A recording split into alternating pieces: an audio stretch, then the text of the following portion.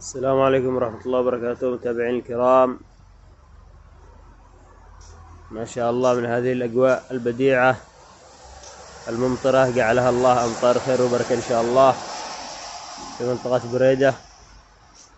عدنا إليكم في فيديو جديد. السلام عليكم ورحمة الله وبركاته متابعين الكرام. في هذا الفيديو لدينا طريقة كون الهودي أو السترة الصوف كما يسميها البعض أو الفنجة.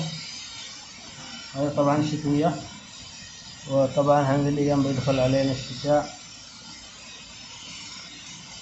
الأجواء زينة إن شاء الله. طبعا نبدأ بالقلنسوة أو غطاء الرأس من عند هذا الخيار، نمسكها كذا نسويها أولا. بدون يكون الفيديو واضحا. هذا الهودي، هذا القلنسوة أو غطاء الرأس. طبعا هي سهلة.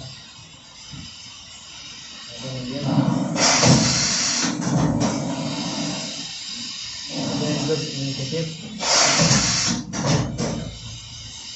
بعدين اليد الأخرى. طبعا متابعين الكرام، أتمنى الاشتراك في القناة حتى نستمر وصلتم كل جديد.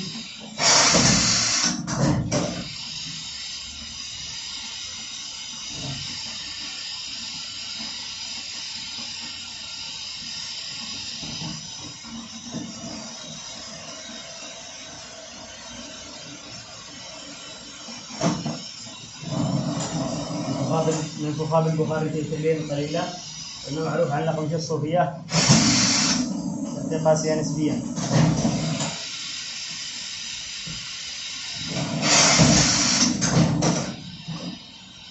كذا نرجعها بشكل طولي في الوسط.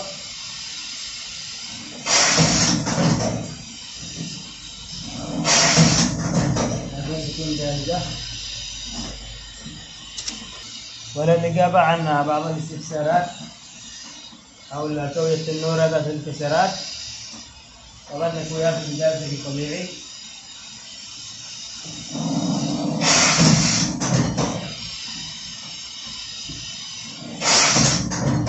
وقد أوردنا في فيديو سابق في كوي المليون المدرسي طريقة مشابهة. بعد أن كويناها بالكامل، الآن شكلها ايش؟ سادة بدون كسرات. الآن نبغى نحط لها كسرات. نمسك من هنا من عند الخياط، ومن هنا من عند الخياط بشكل مستوي، نطبع لها كسرات، وهكذا الصفة الأخرى نفس الطريقة.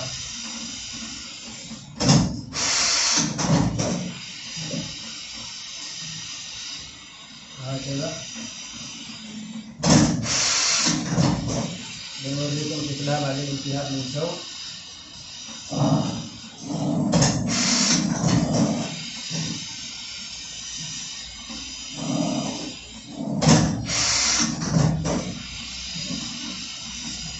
شوف يجي لكم الفيديو واضحا.